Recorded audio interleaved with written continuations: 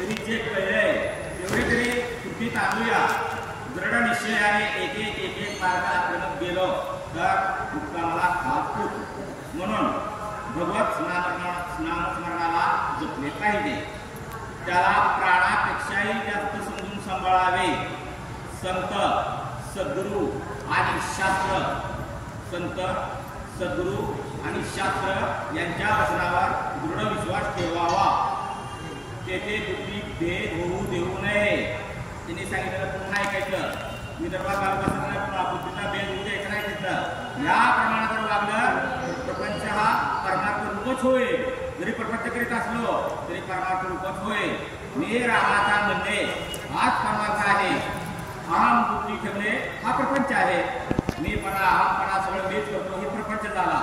आणि मी रामाचा आहे म्हणल्यामध्ये सगळा परमार्थ झाला. परमार्थामध्ये अहंकार मिसळला. परमार्थ आहे, परमार्थामध्ये अहंकार मिसळला की तो प्रपंचच झाला. परमार्थामध्ये अहंकार कधीही मिसळत नाही. मी हे केलं, मी ते केलं, मी असं करतो नाही. उलट प्रपंचातला अहंकार दूर झाला तो मात्र परमार्थच आहे. संसार रूपी वृक्षाला अभिमानाचे पाणी आणि वारंवार घालतो. संसार रूपी झाड आहे, अभिमानाचं पाणी भरपूर घालतो म्हणून इतका खोकवलाय, भरपूर खोकवलाय. हा मूळ अभिमानच नष्ट केला पाहिजे. खरा करता ईश्वर असताना, खरा करता ईश्वर आहे सगळ्यांना माहिती. तरी जीव विनाकारण मी करता, मी केलं, मी केलं असं मानतो.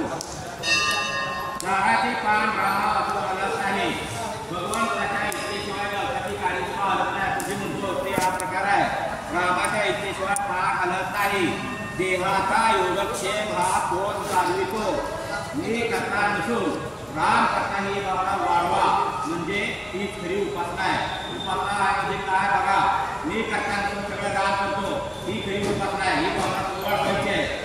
अर्थ तात्पर्य आहे कर्तृत्व न येईल, कर्तृत्व न घेईल तर जीव कर्तृत्व भोगणार नाही. बघा कर्तृत्व आपल्याकडे घ्यायचं नाही. सुखी वाटणार नाही, दुःखी वाटणार नाही. समान जय जय